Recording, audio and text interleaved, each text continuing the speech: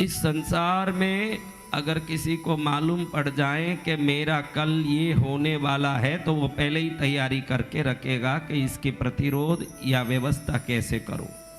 कई बार ऐसे होता है किसी दुकान में कुछ ऑफिसर पहचान वाले होते हैं उनके, तो वो पहले ही उस दुकान को कह देते कल आपके दुकान में रेड पड़ने वाली है, पहले ही उनको कह देते कल बड़े ऑफिसर आने वाले हैं। तो उसी समय अपनी चिट्ठियाँ जो भी रखी है लिख के सब छुपा के रख देता है। ऐसा अनुभव आपको सुना हुआ तो होगा कि भाई कुछ इन्फॉर्मेशन मिल जाता है। हाँ जी गुरुदेव। समझो कि कल आपको नुकसान होने वाला है, नफ़ा होने वाला, पैर में लगने वाला है, अतिथि आने वाले हैं, फलाना होने वाला, सब आपको भविष्य मालूम पड़ जाए। हाँ भविष्य आपको मालूम पड़ जाए तो फिर हर व्यवस्था व्यवस्थित हो जाएगी कि नहीं। दुख के लिए पहले से सावधान और सुख के लिए पहले से स्वागत की व्यवस्था करके रख देंगे कि नहीं। तो फिर कैसे मालूम नहीं पड़ता है, क्यों मालूम नहीं पड़ता, कैसे मालूम नहीं पड़ता आपको। मुझे एक आश्चर्य होता है कि इस पृथ्वी लोक में सबसे तीक्ष्ण बुद्धि वाली प्राणी कौन सी है।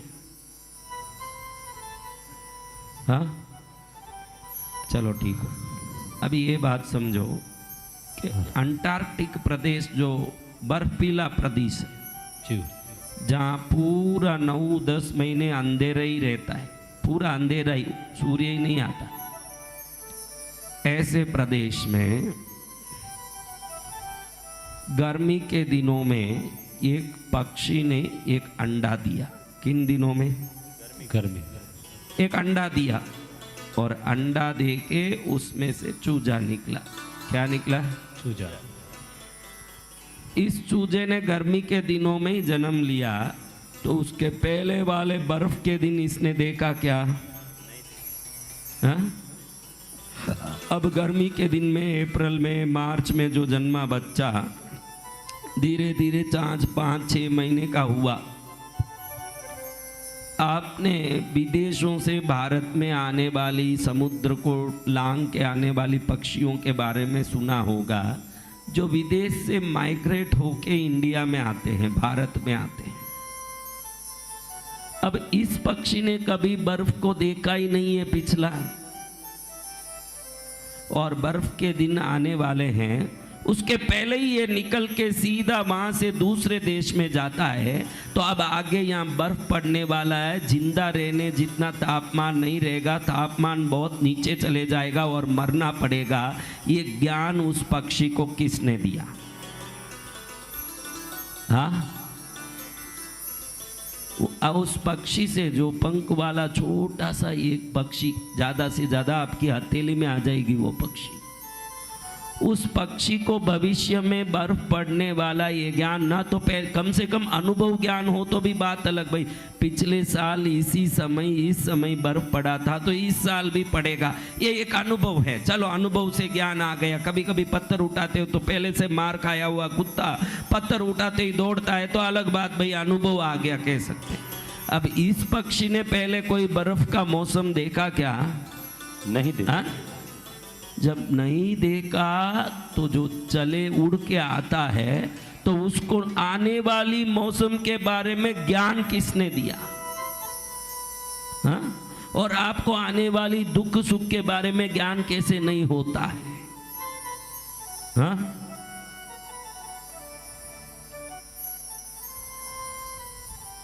कैसे नहीं होता ज्ञान?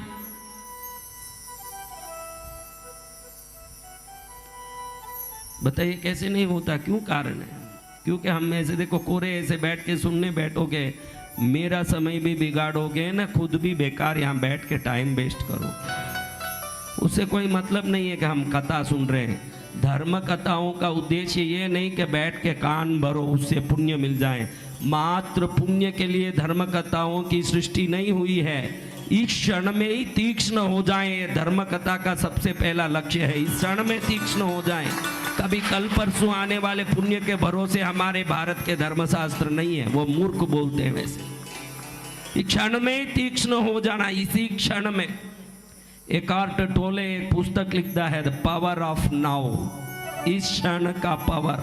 इस क्षण की शक्ति, आप कितने लोग इस क्षण में जी रहे हो वो तो पहले सोचो। कितने लोग इस क्षण में, मेरे भाई ने ठगा दिया था, अरे वो तो भूतकाल है, कल मेरा क्या होगा, अरे वो तो भविष्य काल है। भविष्य किसने देखा ना, भूत कौन बदला सकता है। ये क्षण तेरे हाथ में, इसको ताकतवर करना ही धर्मशास्त्र का उद्देश्य है। जय जय गुरुदेव। धर्मशास्त्र का उद्देश्य ये नहीं कि कल अगले जन्म पर तीसरे जन्म में आने वाले पुण्यों की पंचायती करे। भारत की सनातन धर्म इतना मूर्ख धर्म नहीं है कि मोमबत्ती जला के खड़े हो जाओ ना प्रार्थना करो कल के लिए। यहाँ आज की, अब की, इस क्षण की बात हो रही है, कल परसों की नहीं। जय जय गुरुदेव। हाँ, मोमबत्ती जला के कल की रोटी की प्रार्थना करने वाला धर्म हमारा धर्म नहीं है।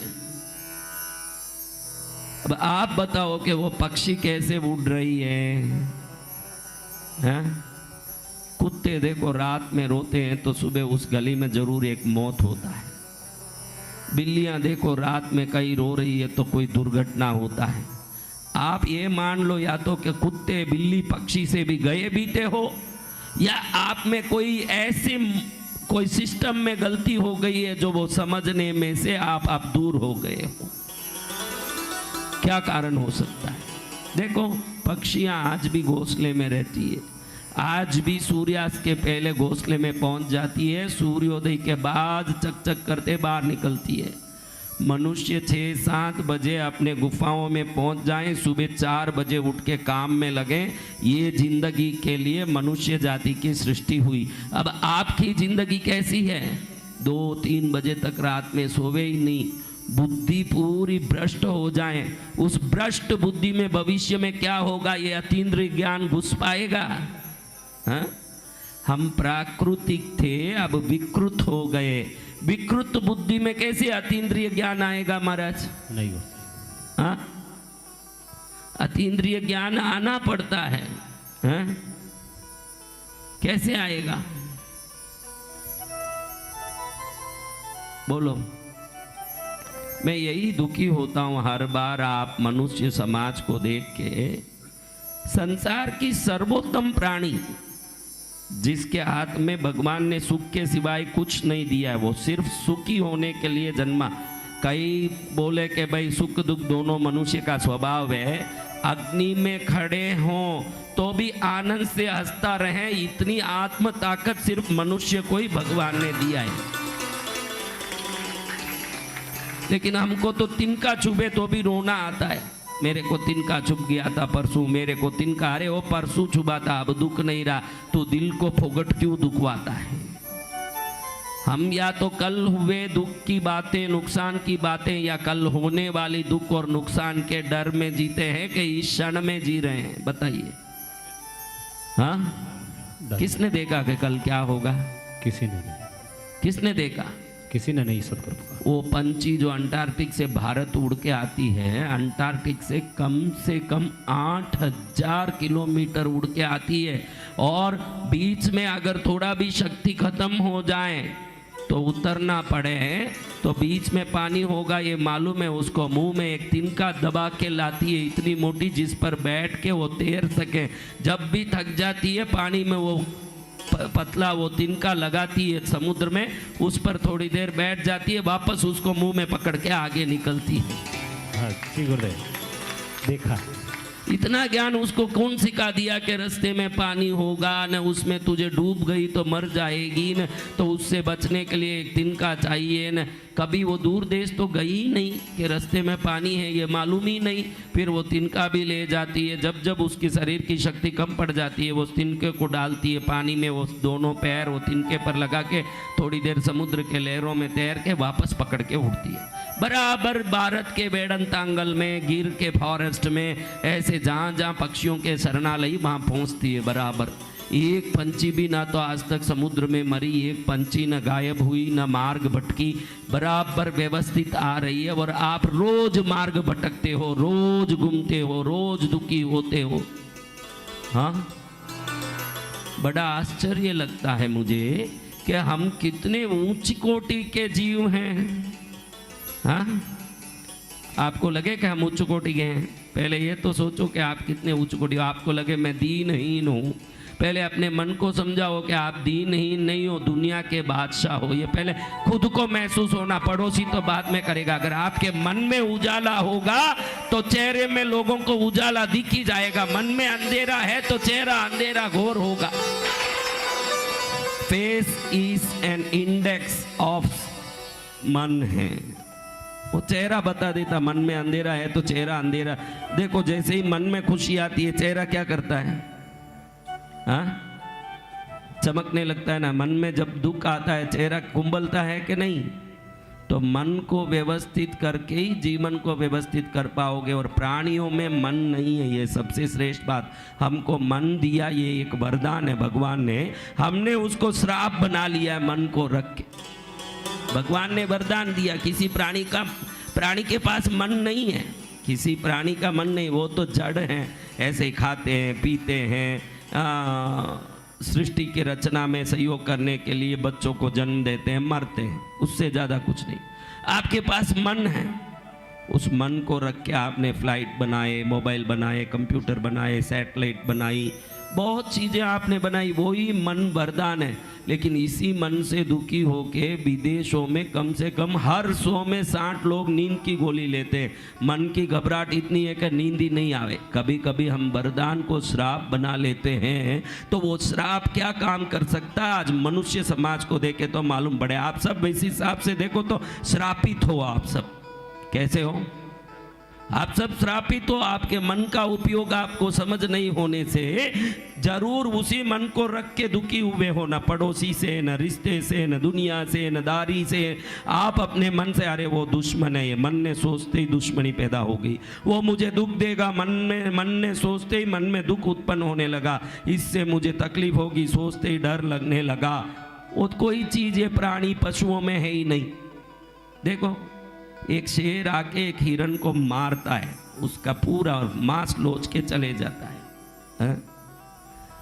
10 मिनट तक बाकी हिरनें अफरा तफरी करती है। जैसे ही वो शेर गया, वापस सभी प्राणी अपनी अपनी गति में लीन हो जाती है, अपने ड्यूटी में लग जाती है। उसको याद भी नहीं रहता कि अभी किसी ने आके यहाँ बहुत बड़ा प्रलय मचाया था। वो काम में लगते हैं। और आपके साथ किसी के ऐसे हो जाए ना, तो 5 साल तक उसी को रट रट के बैठे रहोगे। वो अगले क्षण उस क्षण को जीते हैं, पुराने क्षण को याद करते ही नहीं कि पहले क्या हुआ। भूतकाल का उनके पास कोई काम ही नहीं है, उनके पास भूतकाल का कोई व्यवस्था ही नहीं है। इस क्षण में जीते हैं वो सभी प्राणी, एनिमल्स, बर्ड्स जिसको कहते हैं आप, पशु पक्षी, वो सब इस काल में जीते हैं। आपको दुख अभी है या पहले का सोच के है? आप बताओ, आपको अभी यहाँ कोई दुख है? रोटी में नमक ज़्यादा था, हाँ, घी खोटा था, सब्जी खोटी थी, गुरुदेव की वाणी में खोट है, हवन में कोई आधा किलो तिल ने 1 किलो घी से हवन चल रहा है, फिर आप अभी दुखी क्यों हो? क्योंकि आप दुख को गठरी बांध के ही घूम रहे हो। पहले उसको उठा के साइड में रखना पड़ेगा, वो हरदम सिर में चढ़ा हुआ है। अब यहाँ है नहीं, लेकिन खोपड़ी में है वो। मैं ऐसा हूं, मेरे साथ ऐसा है, मेरी जिंदगी ऐसी है, मेरे साथ उसने ऐसा किया, मेरे तो ऐसा हो रहा है। सत्य वचन गुरुदेव। या तो पुरानी बात सता रही है या भविष्य डरा रहा है। भविष्य देखा ही नहीं लेकिन डर लग रहा है, भूतकाल बदलेगा ही नहीं लेकिन चिंता आ रही है। कैसे मूर्ख है जो बदल ही नहीं सकता, उसकी चिंता करें, जो आया ही नहीं उसका डर। हाँ, ऐसे मूर्ख तो पूरा संसार यही मनुष्य जाति में ही है और कोई प्राणी में नहीं है। कल हमने देखा नहीं है कि एक्सीडेंट होगा, कि कैंसर आएगा, कि क्या होगा। जो देखा नहीं उसका डर क्या, जो बदल नहीं सकते उसकी चिंता क्या। इस क्षण को जीवो, मजा इतना आएगा, जिंदगी सुधर जाएगी। जय जय गुरुदेव। अभी बैठे हो, दिमाग पूरा वाणी में लगाओ, इंद्रियों को इधर गुरुदेव के शब्दों में लगाओ। आज को जीवो, इस क्षण को जीवो। जब कई लोग खाते समय भी कोई पूछे, उनको रोटी खाने के बाद मालूम पड़े कि मैं रोटी खा चुका हूं, दिमाग कहीं और था। कोई आदमी पास में आके भाई भाई भाई 10 बार करने के बाद क्या ऐसे, उसकी चित्त कहीं थी। कोई सामने से 25 बार चले गए, आ गए, चले गए, दिखता नहीं है। क्या आंख बंद था? आंख खुला था। जब भी बुद्धि इधर उधर जाती है, आंख खुला होके भी अंधा है न कान खुला होके भी बहरा है। ये आंख होके अंधे न कान होके बहरे क्यों है? हम इस क्षण में नहीं जी रहे हैं। क्या हो रहा है? क्षण में, इस क्षण में नहीं। हमारी जिंदगी पूरी या तो भविष्य के डर में न भूतकाल के चिंताओं में, मेरे साथ ऐसे हो गया, ऐसे हो गया। वो हुआ ही इसी कारण। वो जब हुआ तब भी तू पुरानी बातों को याद करके उस नई घटना को अंजाम दिया। आज भी तू अगर तेरे आज के इस क्षण को व्यवस्थित सतर्कता से जिएगा तो कल से एक भी दुर्घटना तेरे जीवन में नहीं हो सकती। वो तभी होगी जब तू भूत भविष्य में भटकेगा। कब होगा? भूत भविष्य। वर्तमान में जियो। कैसे जीना? वर्तमान में। हवन चल रहा, पूरे इंद्रियों को हवन में लगाओ। आंख हवन में लगाओ, नाक हवन में लगाओ, कान हवन में लगाओ। बहुत सारे चमत्कार दिखेंगे। ये देखो, आप लोगों को कोई नहीं दिखे, घर खाली रहे, कोई ना हो, कंटाला आता है कि नहीं अकेले में? जी गुरुदेव। तो आपको ये आकृतियां सुख देती है, ये आकृतियां। लेकिन आकृतियों की दुनिया बहुत छोटी है। आकृति स्ट्रक्चर वाली दुनिया बहुत छोटी है। देखो, आपको उदाहरण के लिए बताऊं, इस पंडाल में आप सब बैठने के बाद 3 फुट के हो जाते हो। ये पंडाल है 25 फुट का। अब 22 फुट खाली जगह बड़ा है कि 3 फुट आकृति वाली जगह बड़ी है? तो ये जो 22 फुट जो खाली जगह है, इसमें जो तरंगे भरी है, इसमें जो वाइब्रेशन और ऊर्जा भरी है, ये आपकी जिंदगी को निर्धारित करती है। आकृतियां निर्धारित नहीं करती। सत्य वचन गुरुदेव। आप बिकने वाले वस्तु पर जाते हो, सोना चांदी, गाड़ी, बंगला, रिश्ता, पैसा, लेकिन इन सब को निर्धारित करता है ये खाली जगह। इसमें आरोग्य भरा हो सकता है। मंदिर क्यों आते हैं? मंदिरों में निरंतर मंत्र, पूजा, साधना, जप सब चलने के कारण वहाँ की ये जो खाली जगह में भरे हुए तरंगों में शुभ देने की, आरोग्य देने की, समृद्धि देने की ताकत आ जाती है। और उस केंद्र में आप जब भी घुसते हो, उस तरंगों को लेके घर जाते हो। आप कहते हो कि मैं कृष्णगिरी गया, आप सुखी हूँ, क्योंकि खाली जगह भविष्य निर्धारित करती है। आपके भविष्यों को ये खाली जगह निर्धारित करती है, ये संसार नहीं। आपको लगे मेरे पास कौन बैठा, मेरे पास कौन है, उसका नाम पूछूं, वो कहाँ से आया पूछूं, वो क्या कर रहा पूछूं। कम से कम सबने 5 लोगों से तो पूछ लिया होगा अभी तक कि तू क्या करता है, न कहाँ से आया न। चलो इतना पूछा ना, 500 रुपया मांग के भी देखो, उससे मालूम पड़ जाए कि सब पूछा हुआ पानी में जाए। फोकट से बात करना तो पूरी रात पास में 2 लोग, यहाँ तो पूरे सामूहिक हाल में ही सोए हो न, पूरी रात निकाल सकते हो बातें करके। उससे 500 मांगोगे तब मालूम पड़ जाएगा कि पूरी बात फोकट की है, वो 500 का भी लायक का नहीं है। कोई किसी का 500 का नहीं, उसके साथ पूरी जिंदगी बिगाड़ते हैं। और ये जो खाली जगह आपसे बात नहीं करती, लेकिन ये इतना तरंग और शक्ति रखती है कि आप खींचो जितनी शक्ति आपको दे सकती है, खाली जगह में ही वो ताकत है। जय जय गुरुदेव। आपके आभा मंडल को एक जगहें निर्धारित करती है। बगीचे में जाओ, डॉक्टर बोलता है कि जिसको बीपी ज़्यादा है, जिसके मानव विक्षिप्तता है, थोड़ा बगीचे में घूमो, रोज आधा घंटा बोलता है। क्यों? और गार्डन में फ्रैग्रेंस, फ्रेशनेस, ये सभी चीज़ें उसके ब्रेन को एनर्जाइज करते हैं। वापस वो पुरानी शुभ स्थिति में आ जाता है। जो मनोविक्षिप्त व्यक्ति है, जो साइकोलॉजिकली डिस्टर्ब्ड है, वो वापस सुधर जाता है। तो कुछ जगहें ऐसी होती है जिस जगह जाने के बाद वहाँ कुछ शक्ति मिलती है। कुछ जगहों में ऊर्जाएं रहती है। वो ऊर्जा ग्रहों की ऊर्जा भी हो सकती है, वो ऊर्जा कोई तरंगे भी हो सकती है, वो ऊर्जा कोई अमानुष्य ऊर्जा भी हो सकती है, दैविक शक्तियाँ भी हो सकती है। तो हमको कौन सी शक्ति सपोर्ट कर सकती है? वैसी जगह में अकेले भी बैठोगे तो आपको इतना बल मिल जाएगा जो आप दुनिया से पाना चाहते हो। दुनिया से तो कुछ नहीं मिलेगा।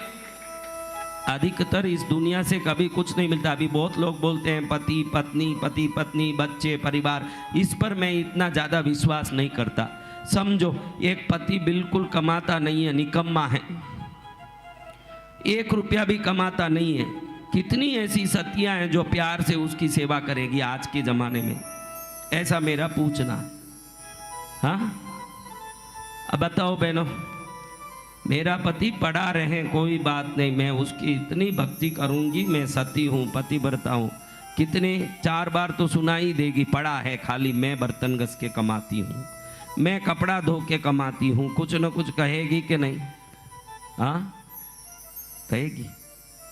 और पत्नी घर का काम नहीं करे, रोटी नहीं बनाए, बर्तन नहीं, जो घर का काम हो नहीं करे, आप कितना उसको प्यार करोगे? आप सबके प्यार में कुछ न कुछ अपेक्षा है, और जहां अपेक्षा होता है उसका नाम प्यार ही नहीं है। वो आप समझ नहीं रहे हो बात।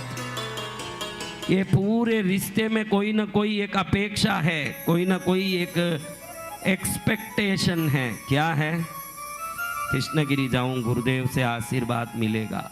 हाँ, कोई कामना है। जिस दिन सबको मालूम पड़ जाए कि गुरुदेव की शक्तियां खत्म हो गई है, अकेला मैं ही रहूंगा इस कृष्णगिरी में, कोई नहीं रहेंगे, ये मैं जानता हूँ अच्छी तरह। मैं ये अच्छी तरह जानता हूँ कि ये दुनिया अपने स्वार्थ के लिए यहाँ आती है, और ये स्वार्थ के संबंधों को हम भक्ति नाम रखते हैं, माँ बाप नाम रखते हैं। इसीलिए धर्मशास्त्र कहता है तुझसे तेरा एक ही संबंध है, तेरा तू ही सबसे अच्छा मित्र है और कोई नहीं। अगर कोई है तो वो बेकार की बातें हैं, भाई ये मेरे काम करेंगे, ये मेरे साथ आएंगे, ये मेरे फलाने हैं। हम तो दया के मारे बोलते रहते हैं, बाकी ऐसा मैं कोई नहीं मानता कि मेरा कोई भगत शिष्य बहुत बड़ा है इसलिए उसको बोलना पड़े। मुझे मालूम है दुनिया कितनी अच्छी है, फिर भी बोलना मेरा धर्म है, इसलिए बोलता हूँ।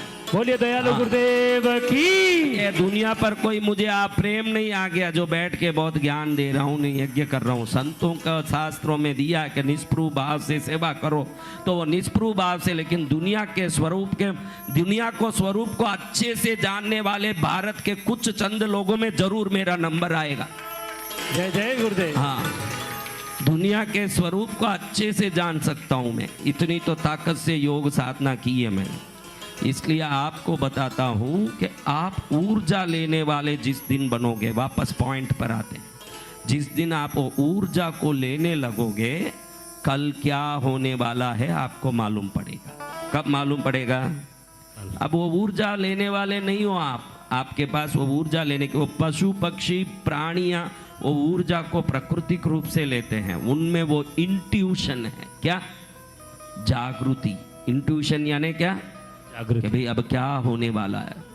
विश्व में कहीं भी भूकंप आए, भूकंप आने के 12 घंटे पहले बिल्ली, कुत्ते, पक्षियां इधर उधर अफरा तफरी करने लगते हैं। सभी जीव अफरा तफरी, मनुष्य ये कोई मालूम नहीं पड़ता, बिल्डिंग डग जाता है उसके ऊपर, फिर हाथ पैर हिला के रोने लगता है। बाकी मैक्सिमम पक्षी घोंसले से, गुफा से, पिंजरे से बाहर आ जाते हैं। सभी पक्ष भूकंप के पहले बाहर आ जाते हैं, एक ही पड़ा रहता है। और सबसे होशियार होना किसको चाहिए? हाँ, बारे तुझे सबसे होशियार होना चाहिए, तू सबसे कमजोर कैसे? हाँ, मैं आपको कहूं कि रोज प्राणायाम करोगे सुबह उठ के, इसको साधारण मत समझो। कुछ लोगों ने प्राणायाम को शरीर स्वास्थ्य का माध्यम बताया, वो महामूर्ख है। कृष्ण कहते हैं भगवत गीता में कि आपकी आत्म साधना जितनी भी है वो प्राणायाम व्यायाम से शुरू होता है, और ये आगे चल के आपकी आत्म प्रदेश को शुद्ध करता है। किसको? आत्म प्रदेश। हाँ, आपको बलवान होना है। देखो कितनी ऊर्जा यहाँ भरी है। व्यक्ति जितना पकड़ सकने की शक्ति रखता है उतना पकड़ता है, हर एक समान रूप से नहीं पकड़ पाता। शक्तिपात करो, सबको समान अनुभव नहीं होता। किसी को भगवान का दर्शन होता है जब मैं शक्तिपात करूं, किसी को रंगों का दर्शन होता है, किसी को आवाज सुनता है। सबको समान क्यों नहीं होता अनुभव? इसलिए नहीं होता कि समान शक्ति नहीं है। क्या नहीं है? सम्मान शक्ति। और आज इसमें बैठे हुए में कितने लोग निरंतर रोज सुबह उठते ही प्राणायाम करते हैं। हाँ, 2 3 लोग, 4 लोग कर रहे हैं। कितने? सैकड़ों लोगों में 4 लोग प्राणायाम करते हैं। कितने लोग 3 टाइम खाते हैं? सब खाते हैं। तो ये खाने के लिए हमारा जीवन ऐसे आपने व्यवस्थित समझ लिया है कि भाई मैं खा खा के पड़े रहने के लिए जन्मा हूं।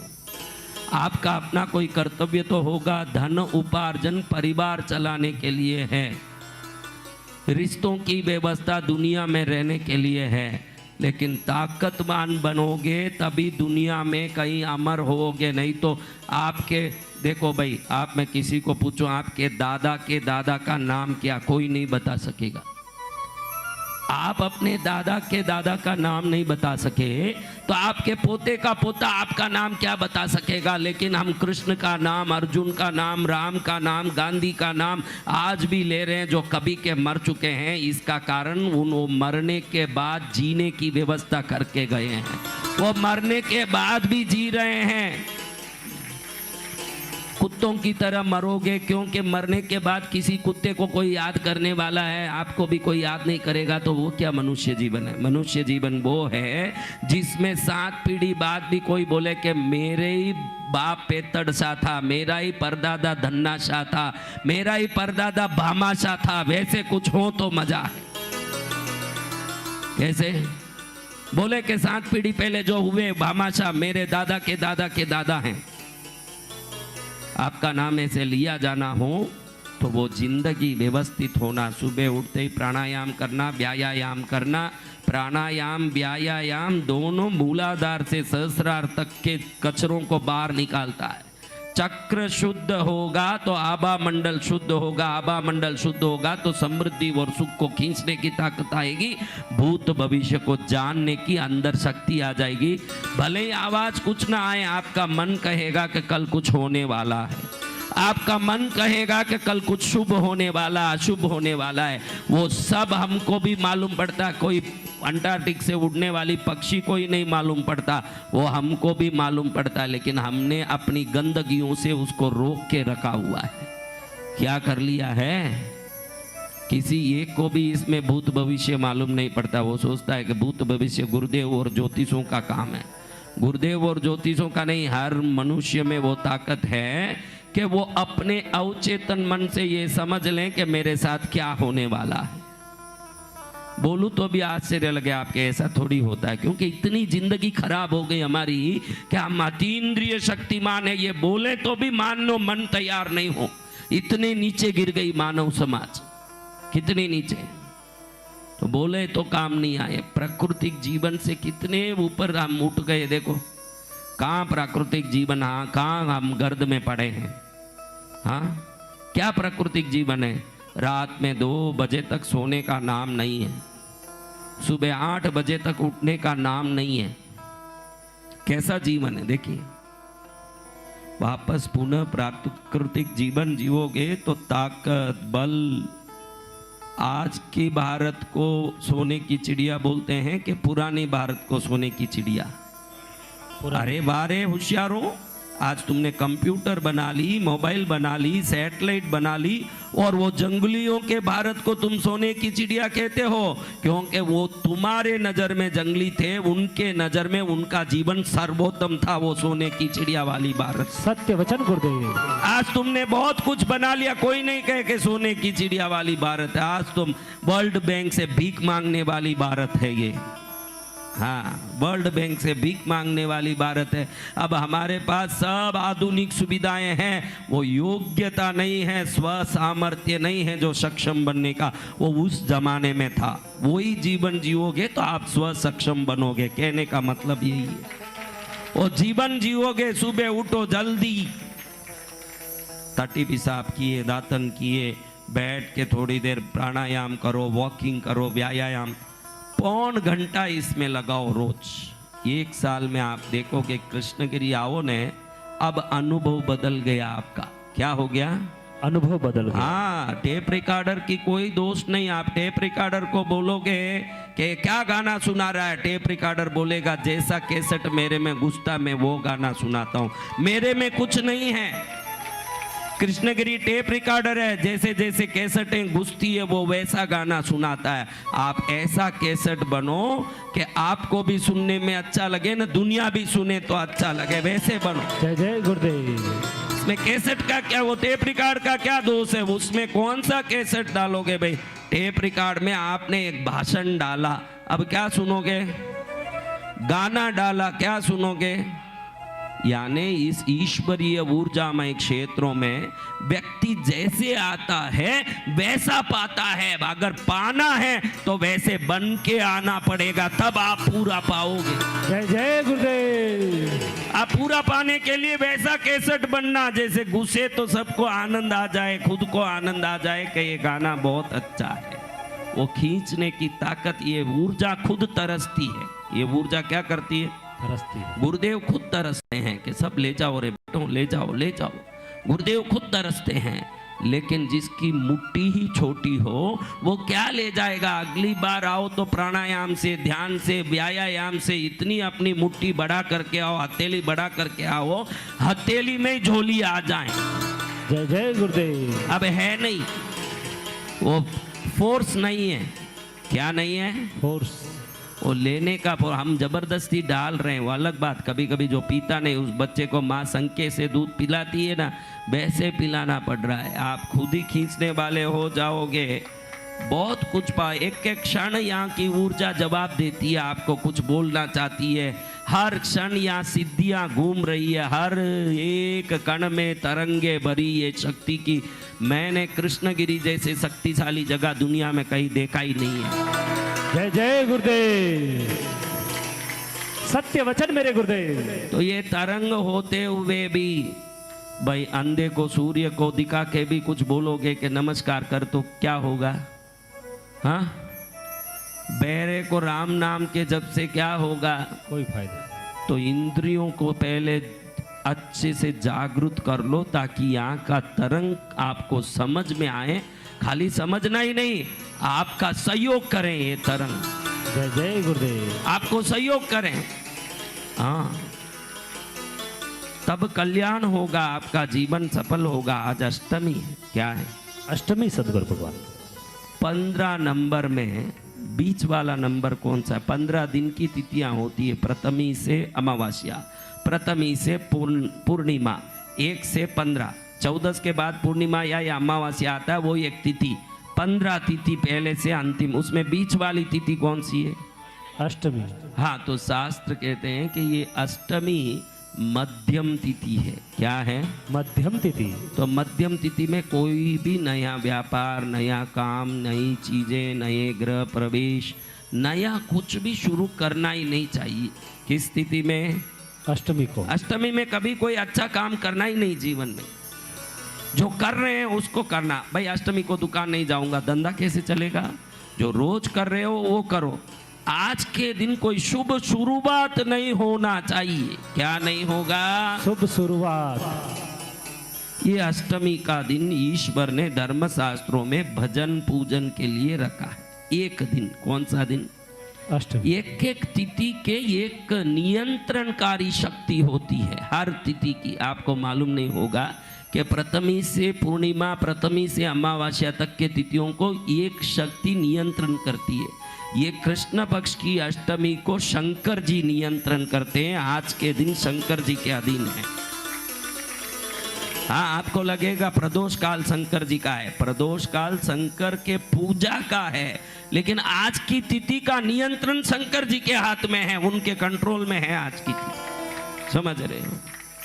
और ये तिथि की अति विशेषता है। इस तिथि के दिन भैरव का जन्म प्राकट्य हुआ था, और प्राकट्य होने के कारण कार्तिक महीने में आने वाला जो अष्टमी है उसको भैरव जन्माष्टमी कहते हैं, जिसको हमने काशी में मनाया था।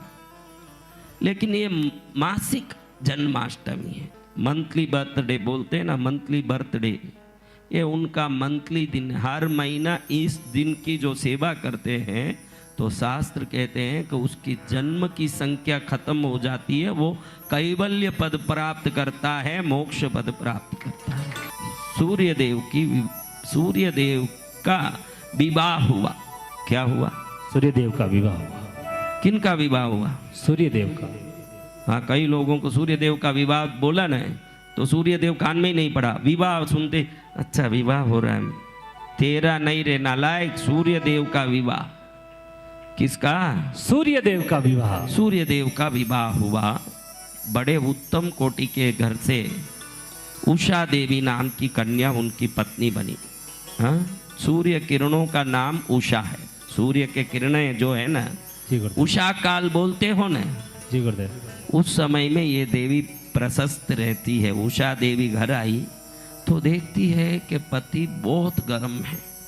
वो जमाने की बात जब पति को चयन करने के लिए माँ बाप अपनी बेटी को पूछते नहीं थे। कुछ समय पहले भी ऐसा था, बच्ची की सगाई तो माँ बाप करते, जिससे करवाया उससे कर लेती। वो एक जमाना था कि नहीं? हाँ, आजकल पहले ही बताओ, दोनों को मिलाओ, मिलाने के बाद दोनों एक दूसरे से बात भी करेंगे, तुझे क्या पसंद, मुझे क्या पसंद, तू क्या खाती है, मैं क्या खाता हूँ, सब। और 6 महीने में डाइवर्स भी है। जो देखा ही नहीं और माँ बाप की बात पर चले, वो 100 साल तक आराम से सुखी जीवन जी लिए। और ये इतने मीटिंग सगाई के बाद भी रोज फोन में बातें, और शादी होने के बाद झगड़े। हाँ, पहले ये सेटिंग फिटिंग और मीटिंग कहाँ था भाई? जिस जमाने में सेटिंग फिटिंग और मीटिंग नहीं था, तब कटिंग भी नहीं था। ये ध्यान रखो, तब कटिंग भी नहीं था। अब सेटिंग आया, मीटिंग आया, फिटिंग हुआ, फिर कटिंग भी हो रहा है। पहले फिक्सिंग था, क्या था? फिटिंग नहीं था। जब भी फिट करोगे निकलने का डर है, फिक्स करोगे तो कभी डर नहीं होगा। उस जमाने में मैरिज को फिक्सिंग ही कहते थे, मैरिज फिक्सिंग। अब है नहीं, फिटिंग है, मैरिज फिटिंग, फिट करना। अब आई उषा देवी, देखी कि बहुत गर्म है मेरा पति, हम इतने दूर बैठे हैं, अभी इतनी गर्मी लग रही हो तो भगवान भला करे इस पंखे का। बोलो पंखे को धन्यवाद। धन्यवाद। हाँ, ज़्यादा गुपचुप बैठ के मौत लोगे तो गिर जाएगा नीचे। हाँ, तो महाराज देखी इतने दूर हम बैठे, हमारे को उसके पास ही पहुंच गई, सूर्यदेव के पास। कितनी गर्म हुई होगी, घबरा गई। कभी देखा नहीं ऐसा तेज। घबरा के हाथ जोड़ के ये मन में सोचती है कि पति को बोलूं कैसे कि आपका सानिध्य मुझे सुख नहीं दे रहा है, आपका सामीप्य मुझे घबराहट कर रहा है। ये कैसे बोले? एक पतिव्रता बोल नहीं सकती। हाँ, और दुष्ट हो तो अच्छा पति हो तो भी कुछ सुनाएगी, मेरा पियर आपने देखा नहीं कैसा था, यहाँ आके फंस गई। कोई आपको बोल रही है तो समझना कि बड़ी विवेकी है ये। हाँ, अब क्या बोले? बहुत घबराई, लेकिन इसका निदान कैसे हो? बहुत सोच के सोची कि पति के पास रहना पतिव्रता का धर्म है, और मेरा शरीर इनका तेज मान सके ऐसा मेरे शरीर में परमाणु नहीं है। तो मैं क्या करूं? अपने शरीर के तेजस परमाणुओं को निकाल के इसी जैसा ही एक रूप बनाया। क्या बनाया? स्वयं जैसा ही एक रूप, वैसा एज इट इज। आजकल क्लोनिंग कहते हैं ना, एक रूप से दूसरा रूप बनाना। वो पुराने जमाने में ही था क्लोनिंग। उषा देवी ने अपना रूप बना दिया। उस रूप को कहा कि तू तो परमाणुओं का पिंड है, तू कैसा भी तेज सहन कर सकती है, मैं तो एक देव पिंड हूँ, मैं नहीं सहन कर सकती हूँ। इसलिए मैं हिमालय में जाके तपस्या करूँगी, इस पृथ्वी दल पर जाऊँगी सूर्यमंडल से, तू इनकी सेवा करना। क्या करना? सेवा। लेकिन इनको पता नहीं चलना कि तू प्रतिरूप है, असली रूप नहीं है। असली रूप नहीं है मालूम पड़ेगा तो भी मेरे पतिव्रतापने पर एक खंडन लगेगा। इसलिए तू सेवा ऐसी करना, मेरे पति को कभी मालूम नहीं पड़ना कि ये डुप्लीकेट है। क्या नहीं मालूम पड़ना? डुप्लीकेट। डुप्लीकेट है पत्नी, डुप्लीकेट। डुप्लीकेट पत्नी किसको पसंद आई? तो उनको छोड़ के ये उषा देवी पहुंच गई हिमालय में। हिमालय में उषा देवी कोई अश्विनी कुमार हुए, सूर्य बाद में आए, ये कहानी छोड़ो। अब वो ये दो डुप्लीकेट आई, ये थी तो डुप्लीकेट, रूप तो ये थी उषा देवी, ये उसकी छाया थी, तो इसका नाम छाया पड़ा। क्या पड़ा? छाया देवी। छाया देवी। अभी छाया किस रंग की होती है महाराज? काली। तो कितनी भी तेजस्वी हो, सूर्य को सहन कर सके ऐसी तेजस्वी हो, लेकिन अंदर से इसके जो छवि थी वो काली थी, क्योंकि छाया थी ये। तो सूर्य को मालूम ही नहीं पड़ा कि ये एक प्रतिरूप है। इतनी कौशल्यता के साथ, कौशल के साथ ये पति को हैंडल करती थी। क्या करती थी? हैंडल। हाँ, आज भी कई पत्नियां हैंडल ही करती है, संभालती नहीं, हैंडल ही कर रही है। जब ये हैंडल कर रही थी तो इनको एक बच्चा हुआ। क्या हुआ? अच्छा। ध्यान रखना, डॉक्टर आजकल कहता है आप गर्भिणी हो तो एक सुंदर तस्वीर लगा लो बच्चे का घर में, उसको देखो, क्योंकि आप जो रंग और गुण के हो वो बच्चा नहीं होता, आप जो सोचते हो, जिस पर दिमाग लगाते हो वैसा बच्चा होता है। तो इसका बच्चा काला हुआ। कैसे हुआ? अब ये बच्चा काला था और छाया पीछे चलती है तो बच्चा थोड़ा मंद गति भी था, एकदम मंद। अब ये मंद गति का बच्चा काला। देवलोक के बच्चे कैसे? हाँ, एकदम चमाचम चमके। और इसमें ये बीच में जाएं तो अमेरिका के बच्चों में अफ्रीका का बच्चा आ गया हो, इस टाइप का दिखता है। ये पूरे अमेरिका के बच्चे हों, उसमें एक अफ्रीकन बच्चा घुस जाए तो कैसे लगेगा महाराज? ऐसे दिखे। तो सब बच्चे कहे अरे कालिया कालिया, छेड़े उसको। तो ये बड़ा घबराए बच्चा, क्योंकि इसको इसका क्या कसूर है? जैसे माँ ने जन्म दिया वैसा बच्चा बड़ा दुखी होता है कि सब मुझे छेड़ते हैं। खेलने में भी इतना होशियार नहीं है। दूसरे बच्चे 1 मिनट पे एक दूसरे को पचाड़ लेते हैं, ये खड़ा खड़ा मुँह ही देखता है, सब मजाक उड़ाते हैं। अब दिनों दिन ऐसा हो गया कि बाहर निकले नहीं उसके पहले कालिया आ गया, कालिया आ गया, कालिया आ गया, ये सब चिल्लाए। अब इसको बहुत दुख हुआ। एक दिन बच्चे बच्चे में लड़ाई हुआ तो लोगों ने इसको खूब सुना दिया, देवलोक के बालकों ने। सीधे माँ के पास जाके खूब रोया, माँ सब मुझे कालिया कालिया कहते, मेरे को काला क्यों जन्म दिया तुमने? देखो गणेश जी गोरे हैं, कार्तिकेय जी गोरे हैं, कुबेर जी गोरे हैं, जितने बच्चे खेल रहे हैं सब गोरे हैं, मेरे को क्यों काला किया? वो भी रोने लगी। मैं क्या करूं बेटा, ये रहस्य ना तो मैं बोल सकती हूँ ना निगल सकती हूँ, ये बात को ना मैं कह सकती हूँ न रख सकती हूँ। मेरा ये हालत है, बोलूंगी तो दिया हुआ वचन चले जाएगा, नहीं बोलूंगी तो बेटे का ये दुख। एक दिन ऐसा हुआ कि खूब लड़ाई हो गया बच्चों में। वो बच्चा आया कि अब तो मैं जीऊंगा ही नहीं, अब मुझे जिंदा ही नहीं रहना है। बहुत लड़ा तो माँ बोली ठहर बेटा, मैं देखती हूँ तुझे। इतनी गर्म हो गई, बोलती है कि मैं प्रण लेती हूँ कि मेरे बेटे को एकदम होशियार ताकतवान बनाऊं, और ये देवलोक के बच्चे जिन जिन बच्चों ने इसको छेड़ा और परेशान किया वो इसको देख के डरे और घबराएं। ऐसा नहीं बनाऊं जब तक मैं बाल का जूड़ा नहीं बनाऊंगी। बाल खोल के रख ली द्रौपदी की तरह। द्रौपदी ने प्रण लिया ना, जब तक दुर्योधन मरे नहीं उसका रक्त लेके बाल पर नहीं लगाऊं तब तक जूड़ा नहीं बनाऊंगी। छाया ने भी अपना बाल खोल लिया, खुला कर लिया, और बैठ के सोचती है कि बेटे को होशियार कैसे बनाऊं। बेटा होशियार होना मंद है, होशियार होना विवेकी होना कैसे होगा? फिर लगा कि किसी गुरु के चरण में जाके ही विवेकी होगा, बिना गुरु का ज्ञान कैसे आएगा? किसी गुरु के पास पहुंचेगा विवेकी हो जाएगा, इसको किसी गुरु के पास छोड़ना। बैठ के अपने अंतर ध्यान से ध्यान किया कि कौन गुरु हो सकते हैं। ऐसा लगा कि ऋषियों के पास छोड़ूंगी तो वो मोक्ष ज्ञान, वेद ज्ञान, विद्वत ज्ञान देंगे, लेकिन ये बच्चे तो मंत्र तंत्र सिद्धियों से भी भरे हुए हैं। उनको पछाड़ना हो तो हर प्रकार का ज्ञान चाहिए, खाली यूँ आत्मज्ञान आत्मविद्या से चलेगा नहीं, उसमें तो सभी विद्या चाहिए। तो उसमें ऋषि मुनि या कोई साधु संत चलेंगे नहीं। और जितने देवलोक के देवता हैं वो सूर्य देव से तो नीचे ही हैं सब, उनसे क्या मेरा बेटा शिक्षा लेगा? तो गुरु कैसे होना चाहिए? 1 मिनट ध्यान की कि मेरा अतीन्द्रिय साक्षी बताएं कि इस संसार में ऐसे कौन से गुरु हैं जो इहलौकिक परलौकिक दोनों विद्याओं को, यानी आत्म विद्या के साथ, योग विद्या के साथ, भौतिक विद्या से, मंत्र तंत्र यंत्र विद्या से ज्ञान गुण संपन्न कर सके। ज्योतिष विद्या, आकाश विद्या, तारा विद्या, खेचर बूचर विद्या, सामुद्रिका लक्षण विद्या, हस्तरेखा विद्या से लेके युद्ध विद्या, शास्त्रीय विद्या, संगीत विद्या, चित्रकला विद्या, नृत्य विद्या जैसे सभी विद्या में पारंगत कर सके। 1 मिनट ऐसे ध्यान की छाया को तो आकाशवाणी हुई उस समय में, आकाश से, हे छाया तू जो ध्यान कर रही है कि सर्वोत्तम गुरु चाहिए जो तेरे बेटे को गुरु बना सके, गुरु बन सके और बलवान बना सके, वो तीनों लोकों में सिर्फ भैरवनाथ के सिवाय कोई नहीं है।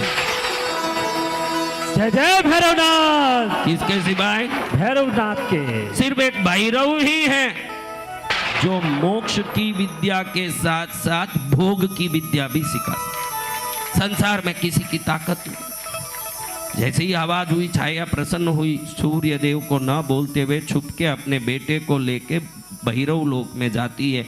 देखती है कि भैरव लोक में पहले वलय में असितांग भैरव, रुरु भैरव, चंड भैरव, उन्मत्त भैरव, क्रोधन भैरव, कपाल भैरव, भीषण भैरव, संहार भैरव, अपने 64 लाख भैरवियों के साथ हर एक भैरव खड़े हुए हैं।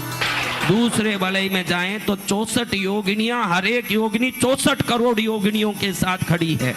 तीसरे वलय में जाओ तो गणेश आदि अनेक गणनायकों वहां चारों तरफ खड़े हैं, वीरभद्रादि।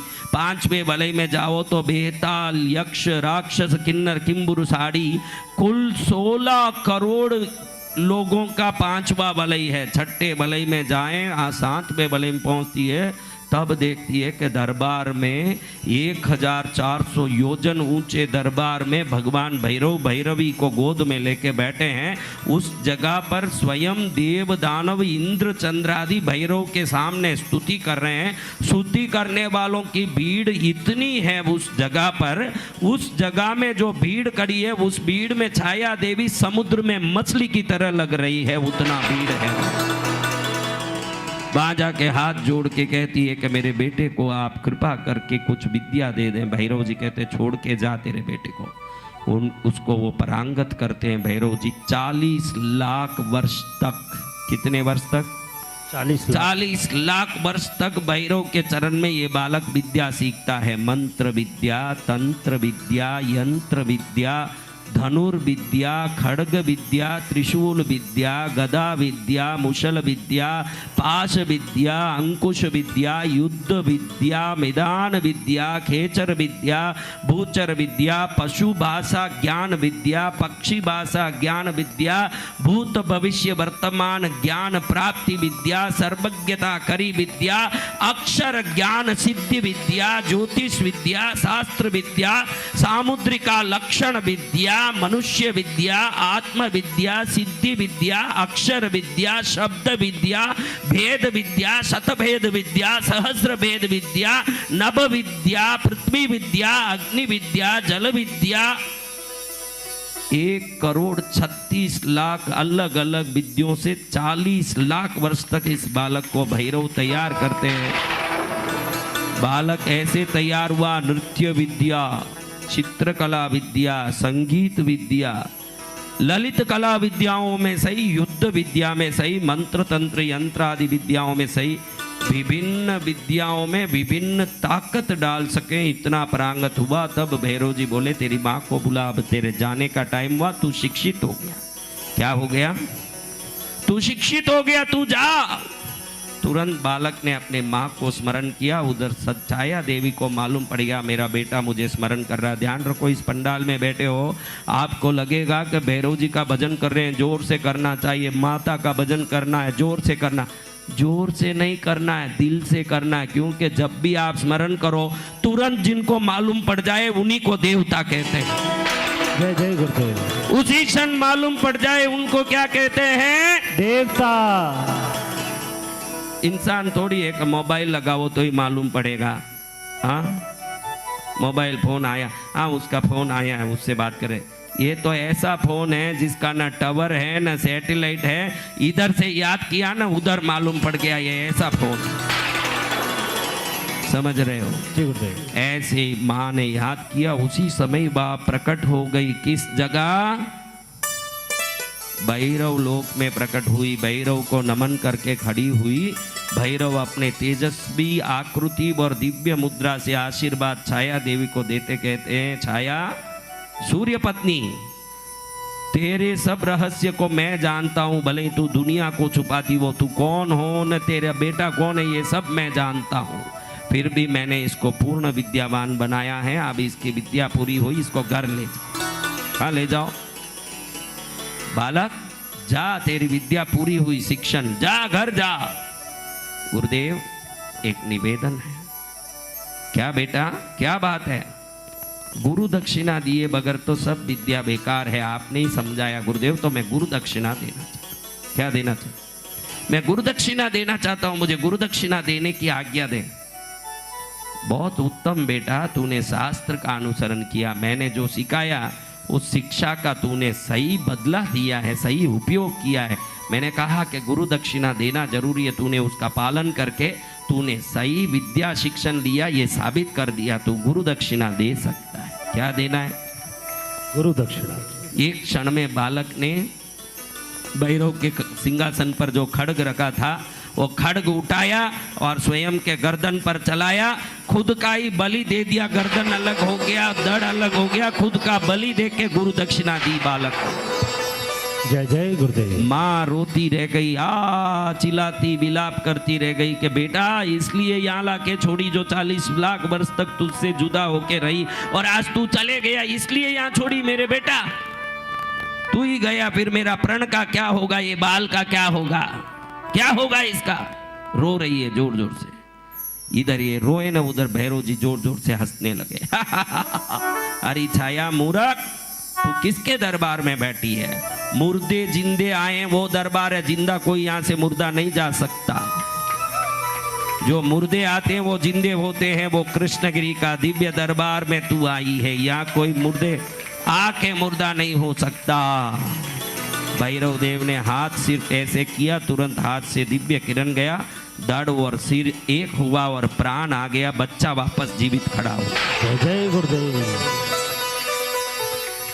जैसे ही बच्चा खड़ा हुआ, भैरव देव कहें बालक बहुत प्रेम से तूने मेरे से विद्या सीखी, 40 लाख वर्ष में तूने कभी कोई प्रकार की दुश्चेष्टा नहीं की, तू सर्वोत्तम शिष्य साबित हुआ, लेकिन मन आज प्रसन्न हुआ कि तूने अपने प्राण को गुरु दक्षिणा के रूप में देके सर्वोत्तम दक्षिणा दिया। जय जय गुरुदेव। जो स्वयं को समर्पित कर दे, इससे बढ़िया तो और क्या हो सकता है भाई। मैं तेरे पर बहुत प्रसन्न हूं, जा। अब तक इस आकाश में 8 ग्रह राज्य कर रहे हैं, और 8 ग्रहों का संचारण में 6 ग्रह है और 2 छाया ग्रह है। आज से तू 9वां ग्रह बनेगा, और तेरी माँ के बाल खोलते समय एक प्रण था कि पूरे देवलोक के देवता जिसको देख के डरे वैसा बालक बनाना। आज वो प्रण मैं पूरा करता हूँ। आज से तू सर्वोत्तम होने के कारण 9 ग्रहों में एक तुझे मैं भैरव वरदान देता हूँ कि 9 ग्रहों में तू एक बनेगा, और पूरी दुनिया आज से तुझे शनि के नाम से जानेगी। तेरा नाम शनिदेव। ब्रह्मांड में शनि के नाम से पूजा जाएगा। तुझे मैं ग्रह बनाता हूं, मैं भैरव चराचर जगत को चलाता हूं, 12 राशि 27 नक्षत्रों को चलाता हूं। मैं तुझे आज ग्रह बनने का योग देता हूं। आज से तू शनि के नाम से पूजा जाएगा, तेरी माँ की इच्छा पूरी होगी। साक्षात ब्रह्मा विष्णु महेश भी शनि आ गया बोले तो कंपने लगेंगे, तेरी नाम की ये ताकत होगी। जिसको भैरव ने वरदान दे दिया उसको संसार की कोई ताकत रोक नहीं पाएगी। मैं भैरव तिल के तेल का दीपक से प्रसन्न होता हूं, और मेरा आदेश है आज से शनि तू भी तिल के तेल का दीपक लेना। और जो लोग रविवार के दिन मेरी पूजा सेवा करें उनको कभी तू अपने 7.5 की शनि से, ढैये से, शनि पीड़ा से कभी नहीं सताएगा, ये तुझे मैं आदेश देता हूँ। जो भैरव भक्त होगा उसके घर से 100 योजन दूर ही शनि की छाया रुक जानी चाहिए, उस जगह नहीं जाएगी शनि की छाया। शनि के आशीर्वाद से भैरव भक्त परिपूर्ण होंगे, और जो भैरव का भजन करे सदा शनि उन पर कृपा बरसाएंगे। जय जय गुरुदेव।